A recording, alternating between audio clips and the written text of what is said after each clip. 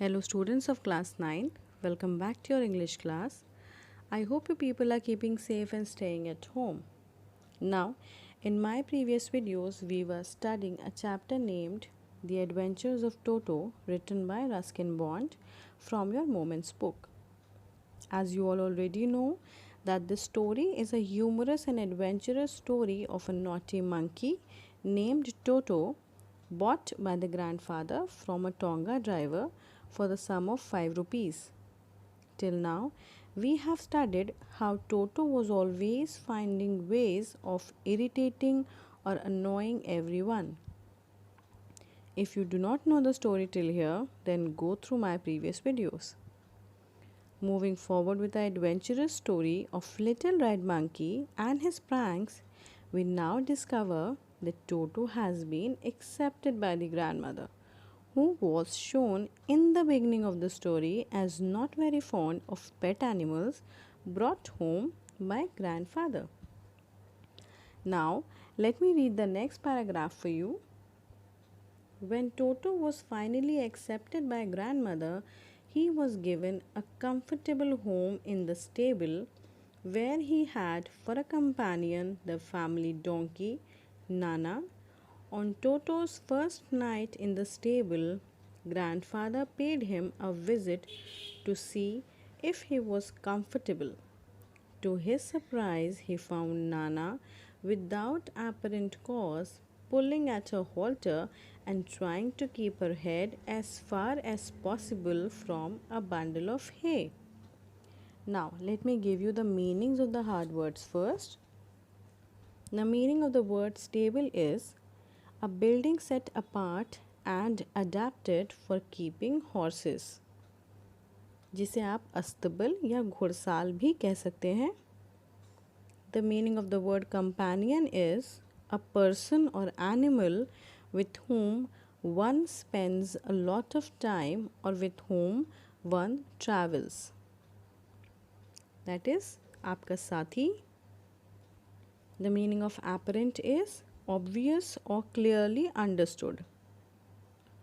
Halter means a strap or rope placed around the head of a horse or other animal used for leading or tethering it.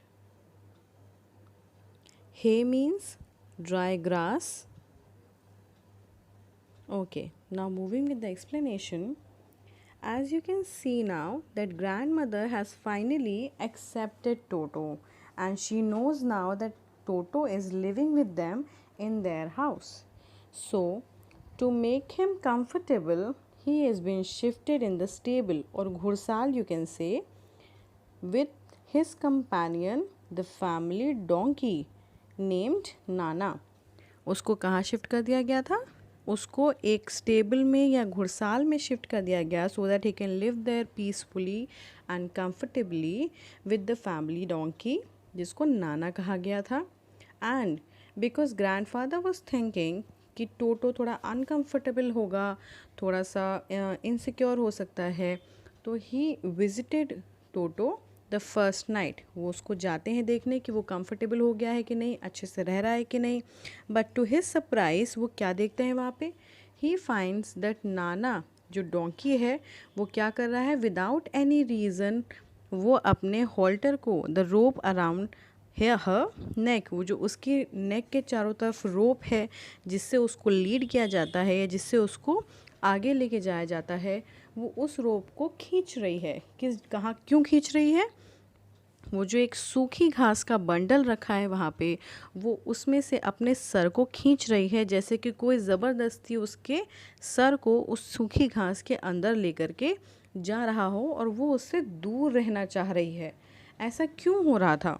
ऐसा इसलिए हो रहा था that Toto was again in his wings. वो दोबारा से अपने उसमें था. और वो जो बदमाशियाँ हमेशा करता रहता था, दूसरों को अनॉय करता था, इरिटेट करता था, वही काम वो अभी भी कर रहा था. और वो क्या कर रहा था? वो नाना को उस बंडल में की तरफ खींच के ले गया था. कैसे खींच के ले गया था? Now you can look at the next picture कि उसके कान को पकड़ करके अपने दांतों से, अपने शार्प टीथ से वो अपने उसके कान को पकड़ के वो सूखी घास में ले गया था और उसके कान को वो कस के काट रहा था। Now moving to the next para. Grandfather gave Nana a slap across her haunches and she jerked back, dragging Toto with her. He had fastened onto her long ears with his sharp little teeth. Toto and Nana never became friends. Now, as you can see in this paragraph also and you have seen the picture also कि किस तरीके से हमारा टोटो बदमाशी में यहाँ पे भी उसने अपनी हरकतें नहीं छोड़ी, अपनी बदमाशियाँ नहीं छोड़ी। और ग्रैंडफादर जिसको ये लग रहा था कि वो हो सकता है कि वो छोटा लिटिल रेड मंकी परेशान हो रहा हो, अनकंफर्टेबल हो एक नई जगह पे, लेकिन यहाँ पे भी हमारे टोटो ने अपना रंग दिखाया और अपनी बदमाशियों को ना छोड़ते हुए एक डोंकी को परेशान कर दिया और उसके कान को अपनी शार्प टीथ से पकड़ करके और वो उस बंडल की ओर ले गया। और नाना जो कि बहुत परेशान हो रही थी और वो अपने आप को उस बंडल से दूर रखने की कोशिश कर रही थी, जब उसके हॉन्चेस पे या जब उसके बैक पे, उसकी पीठ पे एक थपकी देते हैं या एक स्लैप देते हैं हमारे ग्रैंडफादर, तो वो बहुत झटके से शॉक होकर के दूर झटक करके खड़ी हो जाती है और उस झटके के साथ साथ हमारा टोटो भी उसके साथ ड्रैग होता हुआ बाहर चला आता है। और तब हमारे ग्रैंडफादर ये देख पाते हैं कि आखिर क्यों हमारा नाना या क्यों हमारी डोंकी अपने आप को उस बंडल से दूर रखने की कोशिश कर रही थी। वो देख पाते हैं कि कैसे अपने नुकीले दांतों से हमारे टोटो ने उस नाना के कान को पकड़ रखा है, जकड़ रखा है।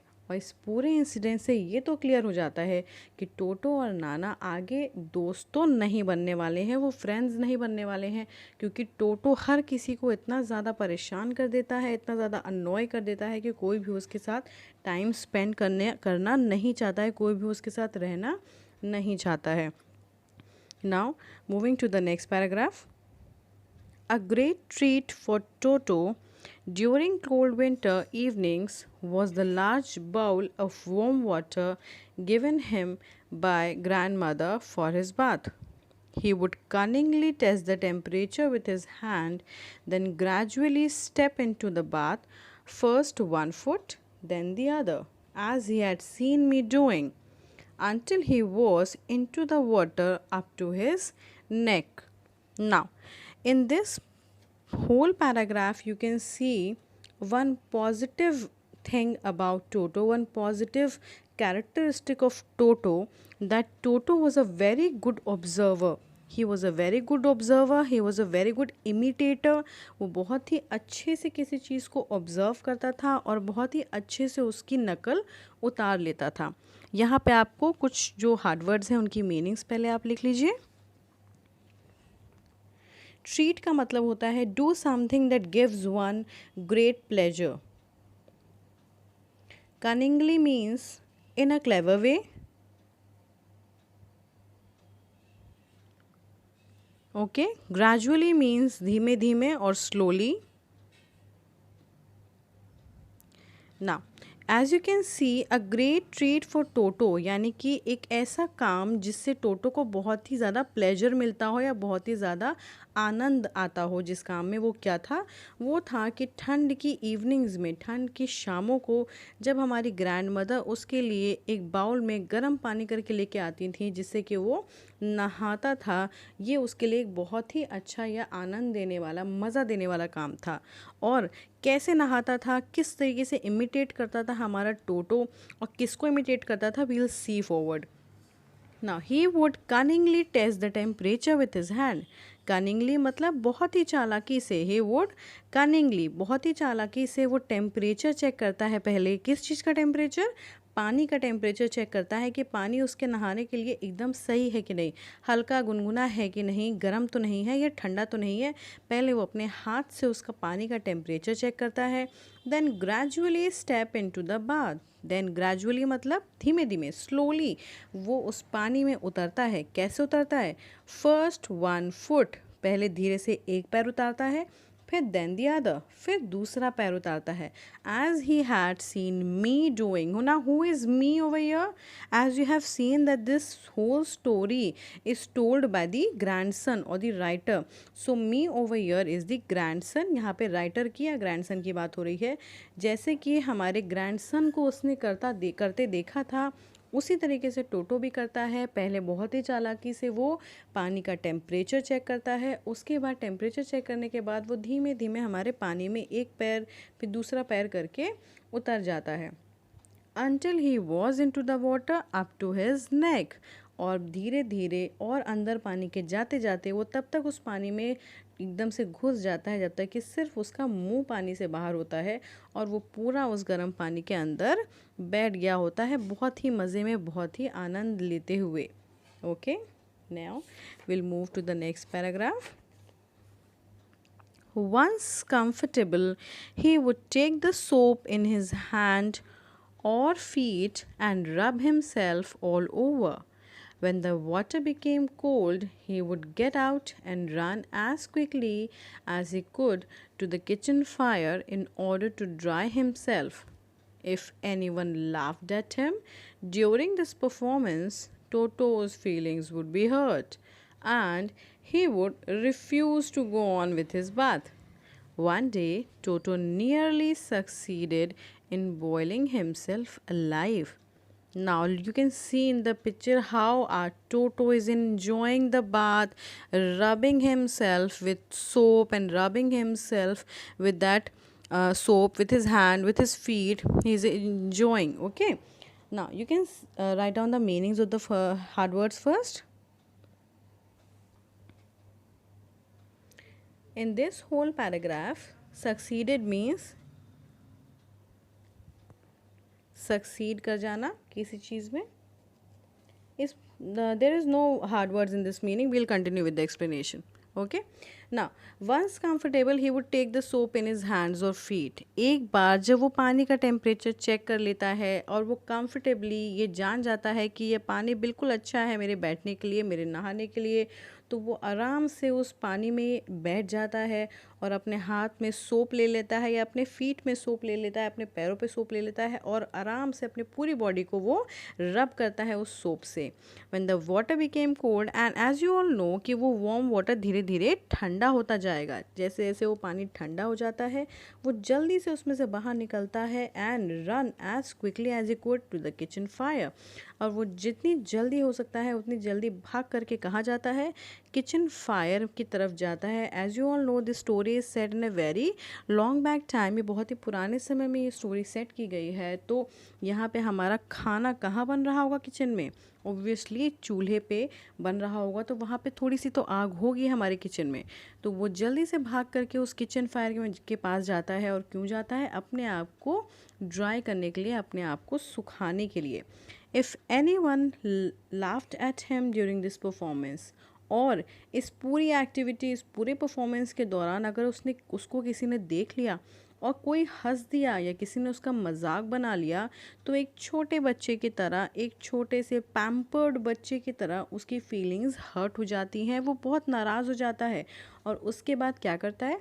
He refuse to go on with his bath. और वो मना कर देता है. वो एक पैम्पर्ड बच्चे की तरह नखरे दिखाते हुए मना कर देता है कि अब तो मैं नहीं नहाऊंगा क्योंकि आपने मेरा मजाक उड़ाया है. One day toto nearly succeeded in boiling himself alive. और एक दिन ऐसा भी आया जब टोटो ने ऑलमोस्ट अपने आप को ज़िंदा ही बॉयल कर लिया था. How? We'll see in our next paragraph. A large kitchen kettle had been left on the fire to boil for tea, and Toto, finding himself with nothing better to do, decided to remove the lid. Finding the water just warm enough for a bath, he got in, with his head sticking out from the open kettle.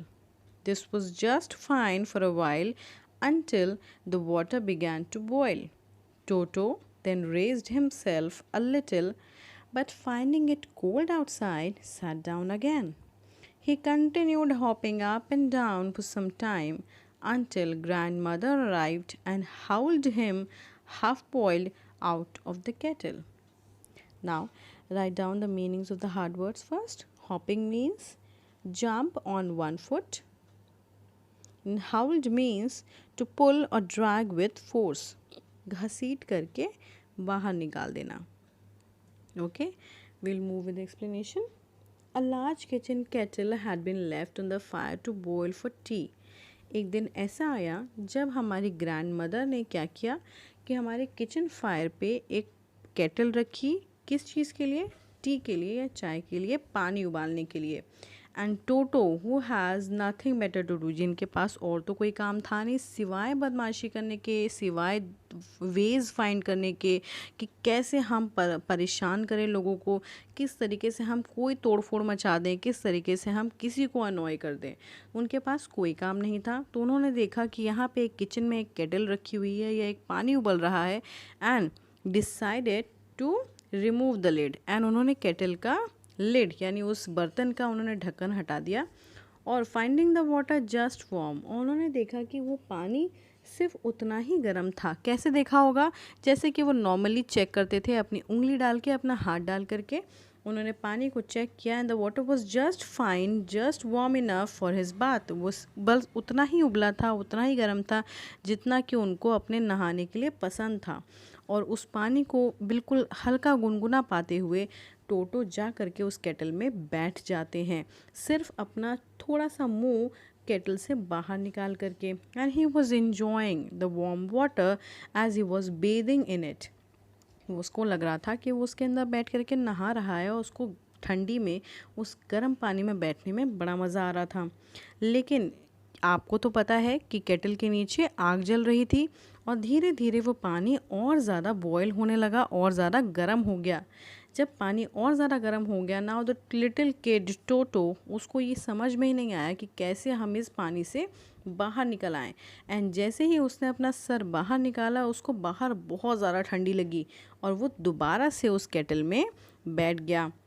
Now he continued hopping up and down. वो लगातार ऊपर नीचे कभी इस पैर से कभी उस पैर से कूदता रहा और ये नहीं समझ पा रहा था कि मैं इससे बाहर चला आऊँ या बाहर निकल जाऊँगा तो मैं गर्म पानी से बच जाऊँगा. As soon as he was hopping up and down, grandmother वहाँ पहुँच जाती हैं एंड हाउल्ड हिम, और उनको घसीट करके उस केटल से बाहर निकाल देती हैं. हाफ बॉइल्ड, वो आधे से ज़्यादा गर्म पानी में उबल चुके थे, आउट ऑफ द केटल, उस केटल से बाहर निकाल देती हैं. ना इन दोनों पैराग्राफ से आपको ये तो समझ में आ गया होगा, जो प्रीवियस पैराग्राफ था और ये, कि हमारा टोटो जो है वो अभी भी एक छोटा सा बच्चा है, पैम्पर्ड चाइल्ड है जिसके बहुत ज़्यादा नखरे हैं. वो एक छोटे से बच्चे की तरह रूठ जाता है या उसकी फीलिंग्स हर्ट हो जाती हैं एंड उसको बहुत सारी चीज़ें समझ में नहीं आती हैं. वो बदमाशियों में फंस जाता है, फिर वहाँ से वो बाहर नहीं निकल पाता है. तो अभी भी वो, उसका दिमाग एक छोटे बच्चे की तरह है और वो नहीं समझ पा रहा है कि किस तरीके से उसको इन बदमाशियों से बचना है. बस उसको किसी तरीके से लोगों को अनॉय करना है, इरिटेट करना है, जैसे कि हमारे नॉटी बच्चों का भी काम होता है. Now moving to the next paragraph. If there is a part of the brain specially devoted to mischief, that part was largely developed in Toto. He was always tearing things in pieces. Whenever one of my aunts came near him, he made every effort to get hold of her dress and tear a hole in it.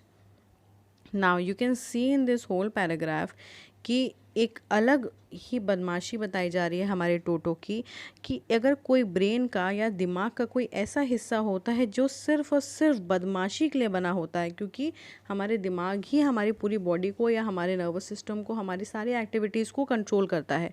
तो अगर हमारे दिमाग में कोई ऐसा part है जो सिर्फ बदमाशी के लिए बना होता है, तो वो पार्ट हमारे टोटो में तो बहुत ही ज़्यादा बड़ा या बहुत ही ज़्यादा लार्जली डेवलप हो चुका है, बहुत ज़्यादा बड़ा हो चुका है, क्योंकि वो हर वक्त सिर्फ ये वेज ढूंढता है कि किस तरीके से हम मिसचिफ करें या बदमाशी करें या लोगों को परेशान करें. He was always tearing things to pieces. वो क्या करता रहता है, वो हमेशा सिर्फ उसके हाथ में के पास, उसकी पूंछ के पास जो भी चीज़ें आती हैं वो सिर्फ उनको फाड़ता तोड़ता इधर उधर फेंकता रहता है. Whenever one of my aunts came near him, और जैसे ही कोई भी मेरी मौसी, चाची, नानी, दादी या अगल बगल की कोई भी आंटियाँ अगर उसके पास आ जाती हैं तो वो बस ये कोशिश करता है कि किसी तरीके से उनकी ड्रेस, किसी तरीके से उनके कपड़े उसके हाथ में आ जाएं और वो उनको फाड़ डाले या एक बड़ा सा होल उसकी उनकी ड्रेसेस में वो कर दे। Okay, let's move to our next paragraph. One day at lunchtime, a large dish of pulao stood in the center of the dining table. We entered the room to find Toto stuffing himself with rice. My grandmother screamed and Toto threw a plate at her. One of my aunts rushed forward and received a glass of water in the face. When grandfather arrived, Toto picked up the dish of pulao and made his exit through a window. Now write down the meanings of the hard words first. Stuffing means fill oneself with large amount of food. ज़रूरत से ज़्यादा अपने मुंह में किसी खाने के सामान को भर लेना. This means stuffing. Okay. One day at lunchtime, a large dish of pulao stood in the center of the dining table. One day, एक दिन की बात है कि लंच टाइम या दोपहर का समय था और एक बहुत राइस से या चावल से बनी हुई एक डिश जिसे हम पुलाव कहते हैं वो डाइनिंग टेबल के बीच में रखी थी या रखी गई थी by the grand mother. And when everyone entered the room, तो उन्होंने क्या देखा? उन्होंने देखा कि हमारा टोटो डाइनिंग टेबल पे बैठ करके जल्दी जल्दी स्टफ़ कर रहा है अपना मुंह. किस चीज़ से? उसी पुलाव से, उसी राइस की डिश से. ऑन सीइंग दिस, जब ग्रैंड मदर इस सीन को देखती हैं कि उनकी बनाई हुई डिश जो कि हमारा टोटो अपने मुंह में भर ले रहा है जल्दी जल्दी और वो चारों तरफ फैला भी रहा है, उनकी चीख निकल जाती है. शी स्टार्टेड स्क्रीमिंग, वो ज़ोर से चिल्लाती हैं जिससे कि हमारा टोटो डिस्टर्ब हो जाता है और वो क्या करता है, वो जल्दी से एक बगल से प्लेट उठाता है और उनके ऊपर फेंक देता है. One of my aunts rushed forward, हमारी उन सारी आंट्स में से एक आंट्स आगे बढ़ती हैं हमारी ग्रैंड मदर को बचाने के लिए उस प्लेट से. एंड उनको क्या मिलता है? What she receives a glass of water in the face, और टोटो हमारा एक पानी से भरा हुआ ग्लास उनके मुंह पे फेंक देते हैं. व्हेन ग्रैंडफादर अराइव्ड, और ये सारा हल्ला सुन करके जब ग्रैंडफादर उस कमरे में आते हैं तो टोटो जल्दी से उस पुलाव की डिश को उठाता है और विंडो के थ्रू भाग जाता है वहाँ से. Moving to our next paragraph.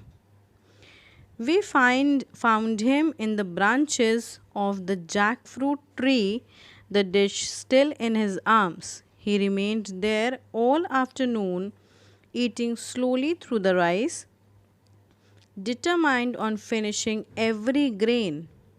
And then, in order to spite grandmother who had screamed at him, he threw the dish down from the tree and chattered with delight when it broke into 100 pieces. Now write down the meanings of the hard words first. Jackfruit means कटहल का पेड़. Spite means a desire to hurt or annoy or offend someone. Chattered means sound made by monkey. Delight means with great pleasure, आनंद या मज़े के साथ. Okay, now you can see in this paragraph that जब वो उस plate को वहाँ से लेकर के भाग जाता है, उस पुलाव की डिश को वहाँ से लेकर के भाग जाता है, तो वो सबको कहाँ मिलता है? एक कटहल के पेड़ के ऊपर चढ़ के बैठा होता है हमारा टोटो और उसके हाथों में अभी भी उस पुलाव वाली डिश या पुलाव की प्लेट होती है.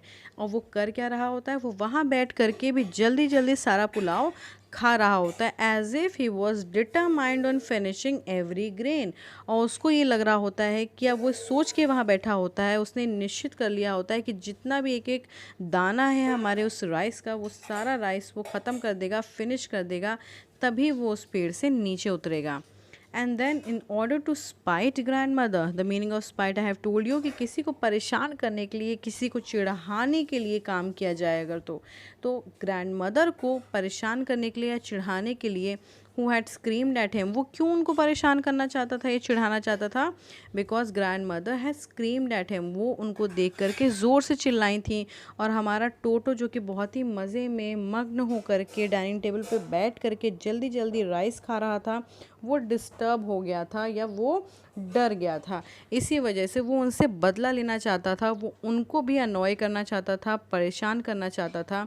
He threw the dish down from the tree, जैसे ही उसने सारा का सारा राइस ख़त्म कर लिया, सारा का सारा उसने एक एक दाना हमारे राइस का या उस पुलाव का ख़त्म कर लिया, तो उसने क्या किया, उसने उस प्लेट को उठा करके पेड़ से नीचे फेंक दिया। एंड चैटर्ड विथ डिलाइट, चैटर्ड का मतलब मैंने आपको बताया, मंकियों के द्वारा जो आवाज़ निकाली जाती है उसे हम लोग चैटर्ड कहते हैं। तो वो बहुत ही ज़्यादा आनंद से, बहुत ही ज़्यादा हैप्पीली ही स्टार्टेड चैटरिंग, वो बहुत ही ज़्यादा मज़े में चैटर करने लगा। When it broke into 100 pieces, what broke into 100 pieces, the plate, वो डिश, वो प्लेट जिसमें कि हमारा पुलाव था, जब वो पेड़ से नीचे फेंका उसने तो वो बहुत सारे टुकड़ों में टूट गई। और ये सीन देख करके, ये चिढ़ाते हुए हमारी ग्रैंड मदर को जो ये काम किया था हमारे टोटो ने, ये सीन देख करके हमारा टोटो बहुत ही खुशी से, बहुत ही मज़े में, आनंद के साथ चैटर करने लगा या अजीब अजीब आवाज़ें निकालने लगा। Now, in the next paragraph, you can see that because of all these activities, because of all this nuisance that was created by Toto in the whole story, you can see कि उसने किस तरीके से सहारनपुर जाते वक्त हमारे grandfather को परेशान किया और हमारे टिकट कलेक्टर के सामने किस तरीके से वो अननोइंगली ही बाहर निकल आया था उस बैग में से। But because of this activity only हमारे ग्रैंडफादर को उसके लिए फेयर पे करना पड़ा। देन किस तरीके से जब उसको वहाँ पे रखा था उन्होंने उस हुक से बांध करके, तो वो उस हुक को भी तोड़ करके और उस सारे वॉलपेपर्स को तोड़ करके, फाड़ करके वो वहाँ से भाग जाता है। किस तरीके से वो अभी तक हमारे ग्रैंडफादर को, ग्रैंडसन को, सबको परेशान कर रहा था। ये सारी एक्टिविटीज़, ये सारी चीज़ें देख करके किस तरीके से उसने हमारे नाना, हमारे डोंकी को परेशान किया, वो ऑलमोस्ट बॉयल हो गया हमारे पानी में। ये सारी एक्टिविटीज़ को देखते हुए, ये सारी परेशानियों को देखते हुए हमारे grandfather in the last paragraph आप ये देखेंगे कि वो डिसाइड करते हैं कि टोटो हमारा इस काबिल नहीं है या वो एक पेट की तरह रखने के काबिल नहीं है। एंड लेट्स सी कि वो आगे क्या करते हैं। Obviously, Toto was not the sort of pet we could keep for long. Even grandfather realized that. We were not well to do and could not afford the frequent loss of dishes, clothes, curtains, and wallpapers. So, grandfather found the Tonga driver and sold Toto back to him for only 3 rupees. Now, you can see that grandfather who was very fond of animals, who was an animal lover, जिनको animals बहुत ज़्यादा पसंद थे, वो हर तरीके के animals को पेट की तरह रखना चाहते थे, उन्होंने भी ये रियलाइज़ कर लिया, उनको भी ये पता चल चुका था कि टोटो पेट की तरह या एक पालतू जानवर की तरह आप अपने घर में प्राइवेट ज़ू में ऐड करके नहीं रख सकते हैं, क्योंकि we were not well to do. The meaning of well to do is very wealthy, बहुत अमीर होना। हम लोग इतने भी अमीर नहीं थे ना। Grandson is speaking all these lines that कि हम लोग इतने भी अमीर नहीं थे कि हम लोग रेगुलरली डिशेस को या क्लोथ्स को फाड़ा हुआ, टूटा हुआ देख सकते, कॉटन्स या वॉलपेपर्स जो वॉल के थे वो रोज़ रोज़ फाड़े जाएं और हम लोग रोज़ रोज़ नए नए वॉलपेपर्स ले आएँ, नए नए कपड़े ले आएँ, नए नए प्लेट्स ले आएँ। ऐसा नहीं हो सकता था, क्योंकि हमारा टोटो जहाँ रहेगा वो इस तरीके का डिस्ट्रक्शन तो करता ही रहेगा, वो सब चीज़ें तोड़ता फोड़ता रहेगा। And we were not so wealthy, हम लोग इतने भी ज़्यादा अमीर नहीं थे कि हम लोग रेगुलरली इस लॉस को अफोर्ड कर सकें। सो ग्रैंडफादर ने क्या किया, उसने दोबारा से उसी टोंगा ड्राइवर को ढूंढ निकाला एंड उसको वापस से, टोटो को हमारे वापस से उस टोंगा ड्राइवर को बेच दिया। कितने रुपए में बेचा? For 3 rupees. उन्होंने दोबारा से उसको वहाँ पे बेच दिया ना।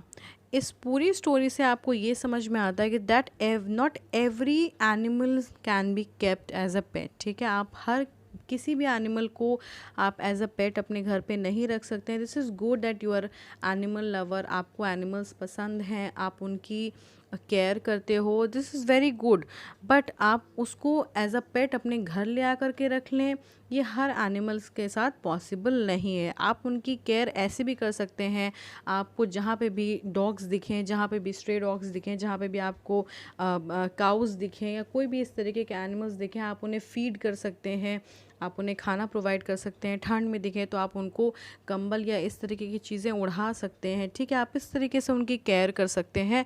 या आप जो एनिमल वेलफेयर सोसाइटीज़ रहती हैं, आप वहाँ पे उनको पहुँचा सकते हैं।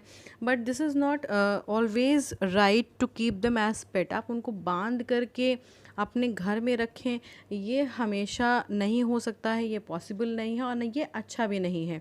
Okay, I have given you an activity also on English की should animals be kept as pet. क्या आपको क्या लगता है कि क्या एनिमल्स को पेट की तरह रखना चाहिए? एनी एनिमल, क्या किसी भी एनिमल को पेट की तरह अपने घर में रखना चाहिए? रखना चाहिए तो क्यों रखना चाहिए? अगर नहीं रखना चाहिए तो क्या करना चाहिए? अगर आप उन्हें घर में नहीं रख रहे हैं तो आप उनकी केयर कैसे करेंगे? आप उनको कैसे आप और अच्छा लाइफ प्रोवाइड कर सकते हैं, ये भी आप अपने व्यूज़ दे सकते हैं। ओके, इस पूरी स्टोरी में आपने एक लिटिल रेड मंकी के बारे में पढ़ा, एक टोटो जिसका नाम था, जिसको ग्रैंडफादर एक टोंगा ड्राइवर से ख़रीद के लेकर के आते हैं एंड उनको वो लगता है कि वो जैसे अदर एनिमल्स को भी अपने साथ रखते थे एज पेट, वैसे ही वो उसको भी अपने पास रख सकते हैं, रख पाएंगे।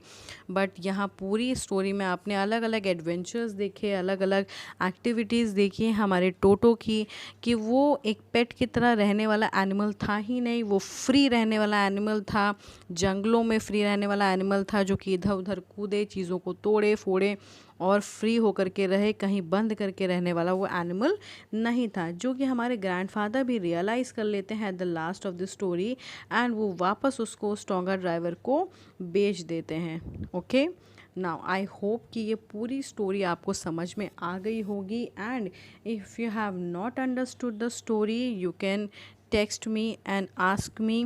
ओके, कि ये लाइन या ये पैराग्राफ हमें समझ में नहीं आया। In our online classes also you can clear your doubts, clear your queries. Okay, I hope you people are keeping safe. Stay home. Thank you.